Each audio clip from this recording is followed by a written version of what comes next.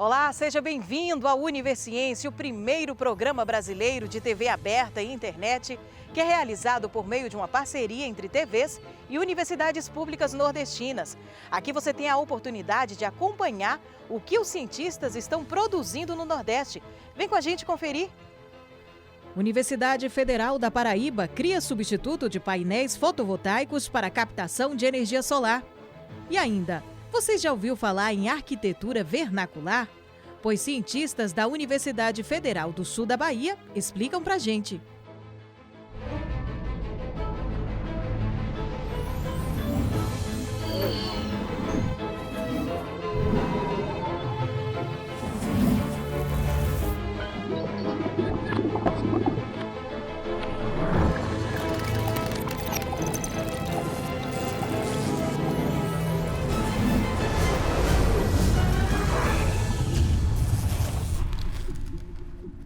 Olha só que coisa bacana.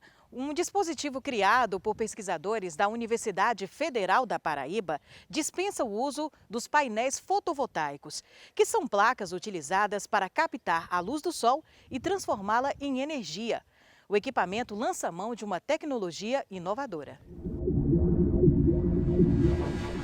A ideia surgiu da necessidade da geração de energia em um ambiente rural, evitando o uso de baterias químicas, que são uma fonte de energia esgotável e prejudicial ao meio ambiente. Eu tenho aqui um bloco metálico de cobre. O que acontece? A gente expõe esse bloco metálico ao sol. A energia bate nesse bloco metálico, aquece, só que ao mesmo tempo ele reflete essa energia. Okay? Ele não armazena energia térmica. Se eu pego um bloco metálico desse e faço um revestimento nele com um material especial chamado quasi-cristais, eu consigo algo assim. Isso aqui é cobre e revestido com uma camada quase cristalina. Em 1982, o cientista israelense Daniel Shetner, estudando uma liga de alumínio e manganês, ele acabou descobrindo uma nova classe de materiais, né? Inclusive, essa descoberta, a descoberta desses materiais, que são os quasi-cristais, ele rendeu o Prêmio Nobel de Química de 2012. E estudando esse material, essa liga, ele percebeu que sua estrutura possuía uma ordenação atômica, né, uma simetria de rotação, mas diferente dos cristais, que apresentam uma organização periódica, um arranjo periódico dos seus átomos, os quasi-cristais apresentam um arranjo quase periódico. Em relação ao nosso trabalho, especificamente, duas características dos quasi-cristais me chamaram a atenção. Foi a elevada capacidade do seu revestimento, o revestimento quasi-cristalino, absorver energia solar, energia térmica, né, e a sua baixa emitância, ou seja, ele tem baixa capacidade de emitir essa energia que ele absorveu. Então, partindo desse ponto, nós tivemos a ideia de utilizar revestimentos quasi-cristalinos na colheita de energia, né? Quando a radiação solar bate nesse bloco revestido, ele deixa passar energia para dentro do bloco. Ele armazena energia, mas não emite. Então ele tem uma alta absorvância da energia solar e tem uma baixa emitância da energia solar. Então isso aqui funciona como uma pilha térmica.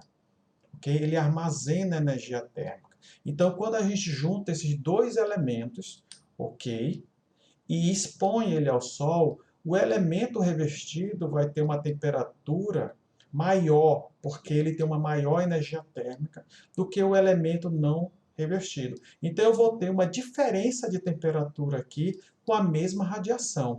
E essa diferença de temperatura a gente consegue converter em energia elétrica, usando um gerador termoelétrico como esse aqui.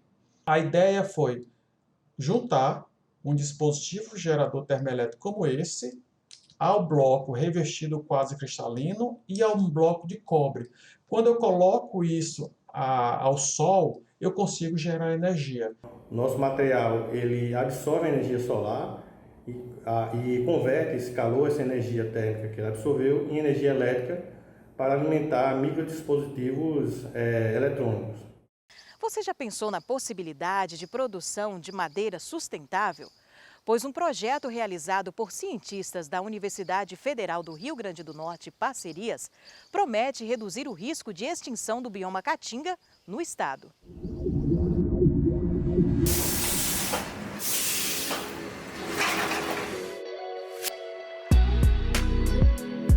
Uma das 189 empresas ceramistas existentes no estado potiguar investiu R$10 mil em um projeto da Universidade Federal do Rio Grande do Norte que busca investigar a interação entre a qualidade, o desempenho técnico e a viabilidade econômico-financeira da madeira de floresta plantada de eucalipto.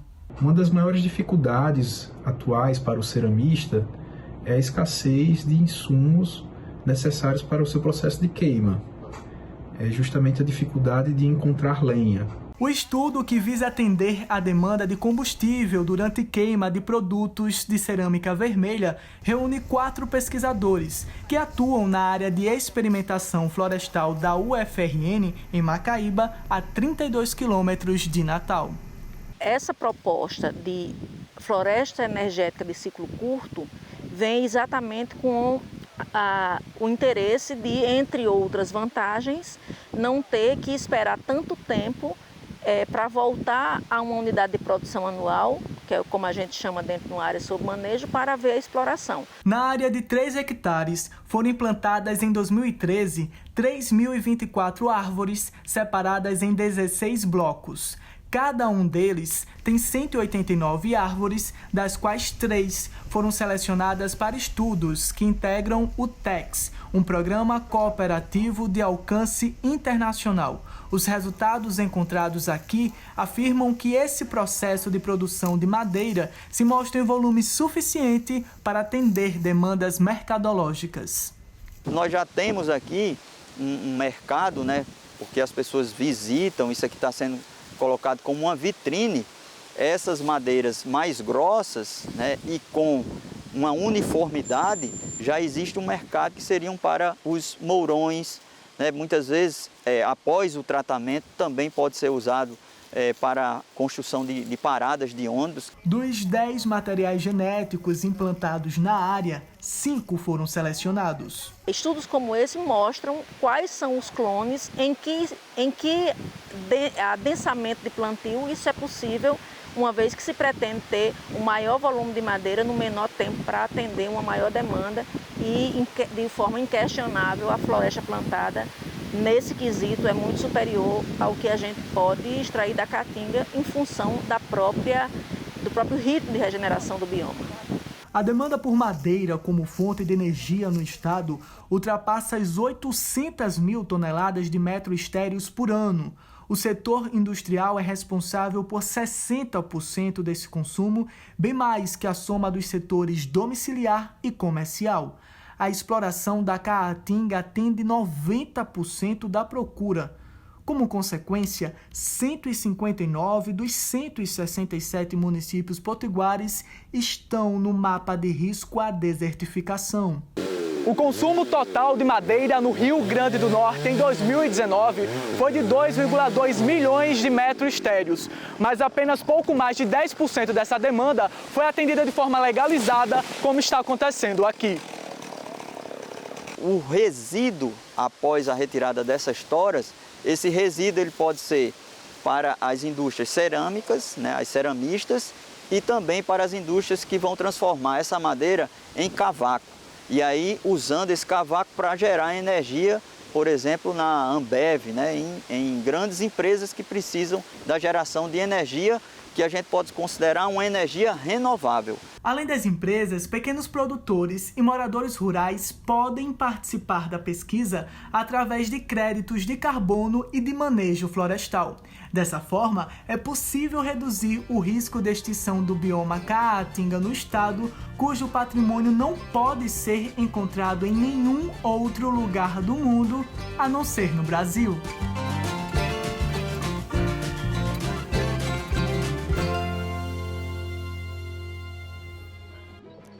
E daqui a pouco o Universiência volta trazendo mais informações a respeito das pesquisas científicas no Nordeste. Até já!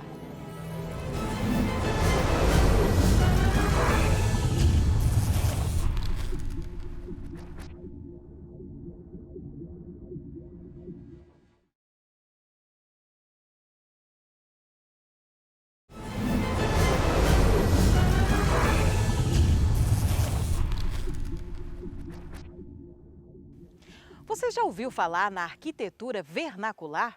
Pois saiba que ela prima pela sustentabilidade e cultura na habitação. E pesquisadores da Universidade Federal do Sul da Bahia explicam pra gente como funciona.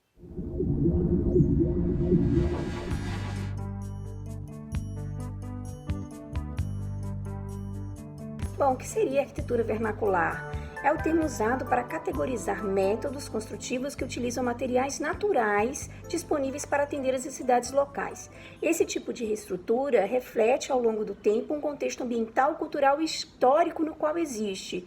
E o conhecimento para a construção desse tipo de arquitetura é transmitido através das gerações, influenciada pela cultura, localização geográfica e aspectos climáticos, né? Em comunidades tradicionais brasileiras, como as aldeias indígenas, o construir vernacularmente é extremamente importante para a manutenção cultural da comunidade e envolve rituais de celebração. A pesquisa é conduzida pela professora Silvia Quimo, com participação de estudantes de graduação e pós-graduação, e objetivou identificar, catalogar e analisar habitações vernaculares construídas em comunidades tradicionais, entre os municípios de Itacaré e Una, no sul da Bahia. Qual foi, então, o objetivo da nossa pesquisa? Foi mapear as habitações no litoral do sul do estado da Bahia, especificamente na área que vai se estender do município de Itacaré ao município de Una, cujas características arquitetônicas se enquadram na tipologia arquitetura vernacular praieira. E como resultados principais, o que nós obtivemos? Então, na primeira etapa da pesquisa, que começou em 2016 e foi concluída em 2017, nós fizemos um estudo de revisão sistemática do que seria o conceito de arquitetura vernacular ou popular brasileira, né?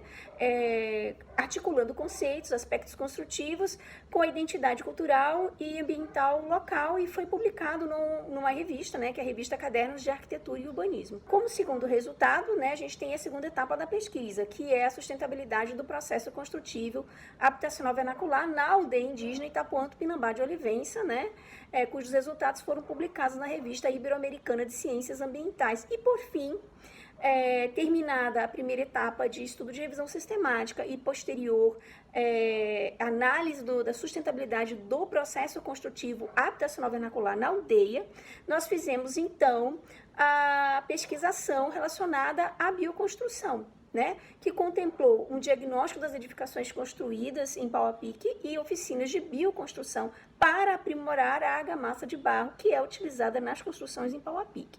A análise das construções vernaculares permitiu compreender o sentido de comunidade e o compromisso com o meio ambiente e a cultura local em todo o processo de planejamento e construção das habitações. Constatou-se também que as habitações tradicionais conseguem resultados muito positivos em conforto térmico, posicionamento e integração com o espaço e sombreamento.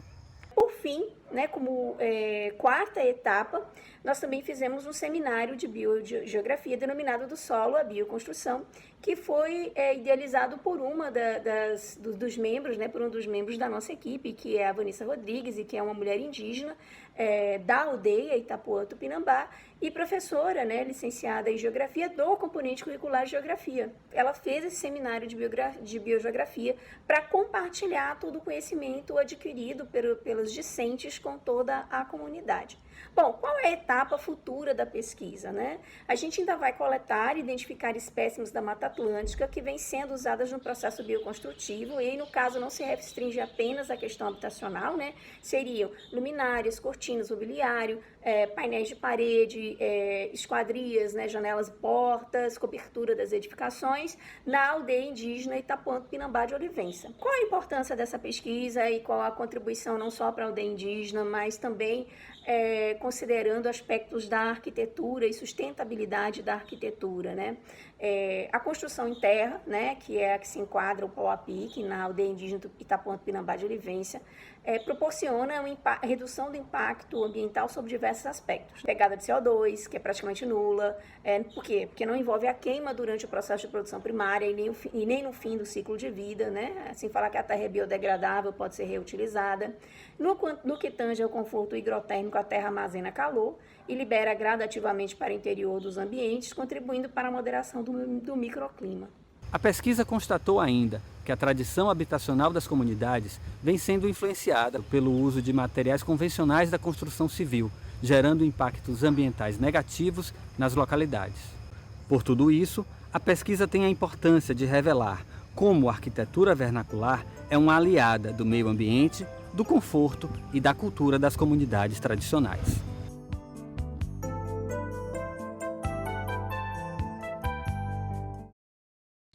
A inteligência artificial pode ser uma aliada das grandes indústrias. E professores e alunos da Universidade Federal do Ceará sabem bem disso. Desde o ano passado, eles estão com a parceria com uma empresa de cimento. A ideia é criar um sistema para automatizar o moinho e o forno da fábrica, localizada no município de Quixeré, no Ceará.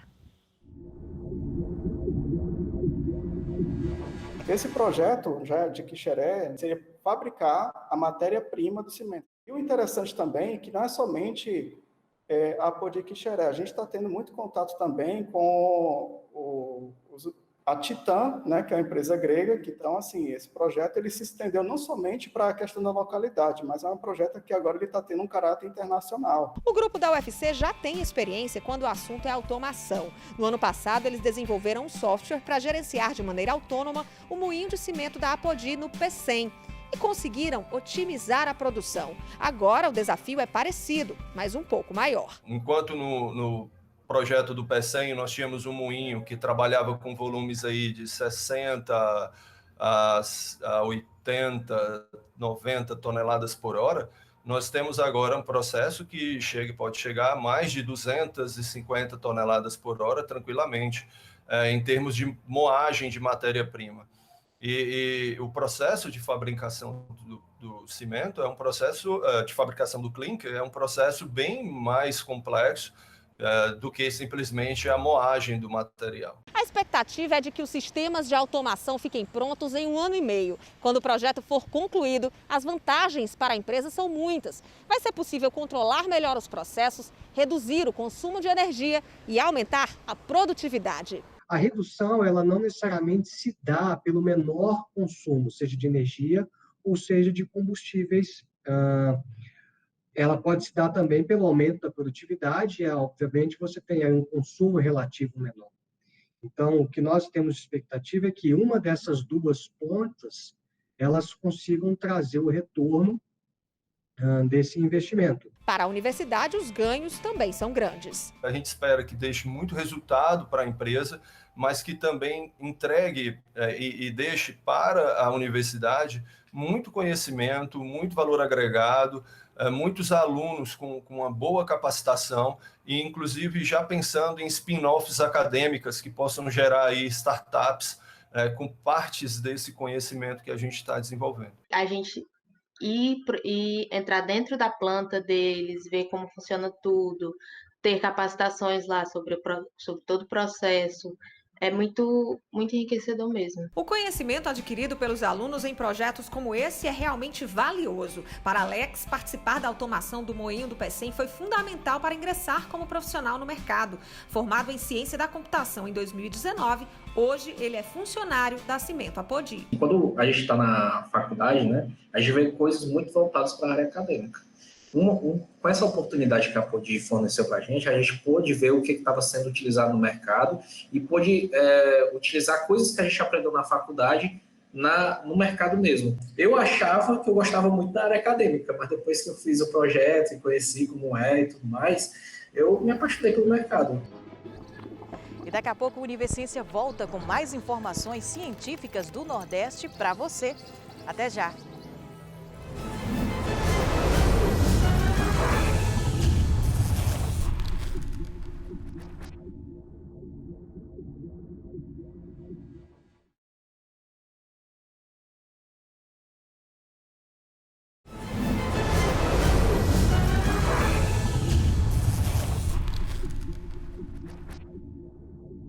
Pesquisadores da Universidade Federal de Sergipe desenvolveram uma tecnologia de baixo custo que ajuda na recuperação de lesões de animais silvestres no sertão do estado. As lâminas de hidrocarboneto, muito utilizadas pelos dentistas na confecção de moldes dentários, agora têm outra finalidade. Uma pesquisa liderada pelo professor Vitor Fernando, do campus Sertão da Universidade Federal de Sergipe, descobriu que o material pode ser eficaz na recuperação de lesões em animais silvestres. Essas lâminas, né, que cientificamente falando, nós demos o nome de lâminas de hidrocarboneto, elas têm várias funções. Então, elas podem funcionar desde como curativos. Então, no primeiro paciente, que foi atendido em 2018, né, que foi esse vítima de um atropelamento por um trator, e o segundo paciente que veio do município de Lagarto, também vítima de um atropelamento por um automóvel, eles passaram por esse procedimento simplesmente para reconstruir, pensando em um curativo.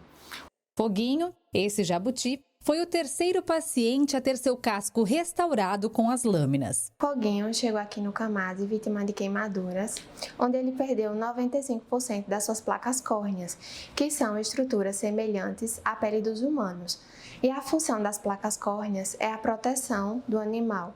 Nós avaliamos o animal, fizemos o exame físico, mensuramos todo o casco desse animal, que é essa estrutura aqui, entramos com tratamento medicamentoso e também realizamos a reconstrução total das placas córneas com a lâmina de hidrocarboneto, que 75% da sua composição é de parafina e o restante são de óleos e corantes. Ele precisou passar por um enxerto sintético utilizando essas lâminas, que são relativamente baratas, pensando no custo-benefício. Então, o procedimento, né, gira em torno de aproximadamente R$30 para a gente finalizar.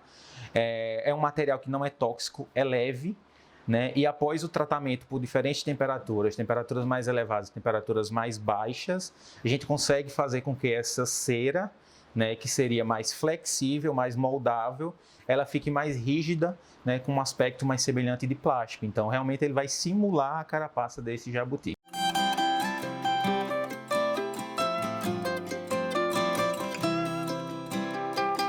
O tratamento, que do modo convencional custaria mais de R$1.000, com a nova tecnologia sai por apenas 30. O estudo foi aplicado em 4 animais que estão sendo monitorados há 2 anos. Agora, o próximo passo é a publicação da pesquisa para que possa ser utilizada também por outros profissionais.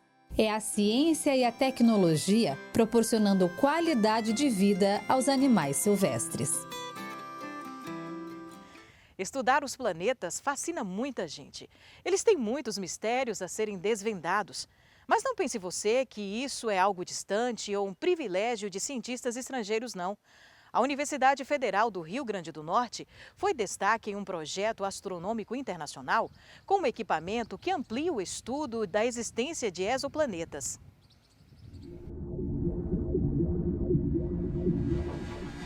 Não é de hoje que físicos e outros pesquisadores estudam a existência de outros planetas e o que acontece fora do sistema solar. O Núcleo de Astronomia Observacional e Instrumental da UFRN já vem desenvolvendo trabalho que já dura cerca de 10 anos. O ESO, como nós chamamos o Observatório Europeu Austral, ele estava querendo construir um pente de frequências laser e ele procurava parceiros que quisessem se associar dentro de um consórcio para financiar o projeto e participar do desenvolvimento do projeto.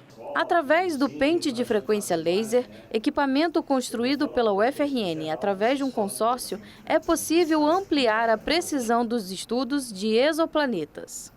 Ele é uma régua, ele é um instrumento que você utiliza para calibrar a intensidade da luz que você recebe das estrelas. É a combinação de uma fonte de raios laser com um relógio atômico, um relógio ultra preciso que vai oferecer estabilidade ao longo de décadas, se assim for necessário.